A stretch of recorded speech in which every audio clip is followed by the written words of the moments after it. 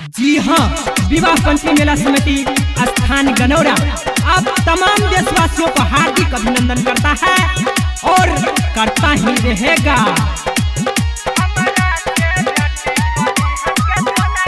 RK studio Delhi. के सोलो हो सिंगार मिले अभिहन अकेला में, के सोलो हो सिंगार मिले अभिहन अकेला में। हमरा से भेटी कलिहन गजन गनौरा के मेला में, हमरा से भेटी कलिहन गसना गनौरा के मेला में। भेट कलिहन आए हुए हमारे जितने भी पब्लिकन हैं, कृपया आप अपने बच्चे को ध्यान रखें क्योंकि मेला में काफी भीड़ है।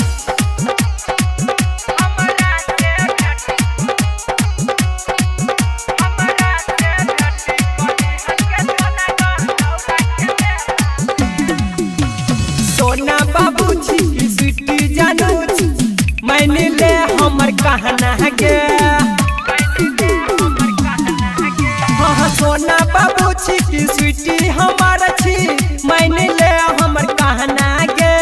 मेला जे हमारा संगे तू देखमा किनका देबौ कंगना गे। सबके नाचिया व्यवस्था नहीं फंसी है झमेला में, सबके नाचिया व्यवस्था नहीं फंसी है झमेला में। हमरा से भेटी कलिहन के जानू गनौरा के मेला में, हमरा से भेटी कलिहन के सोना गनौरा के मेला में। जी हाँ, एक आवश्यक सूचना, जितने भी हमारे दर्शक लोग मेला में आए हुए हैं कृपया कतार में चले और अपने सामान का स्वयं सुरक्षा करें। मेला में देखही धूम मचल छै, बाजे छै हमरे गाना गे। मेला में देखही धूम मचल छै, बाजे छै हमरे गाना गे। डीजे वाले सर कली मसंद के पूरा छै गे जमाना गे। राजा राइटर कहो मिलिहन साँझ के मेला में, अभिमन्यु यादव कहो मिलिहन साँझ के मेला में।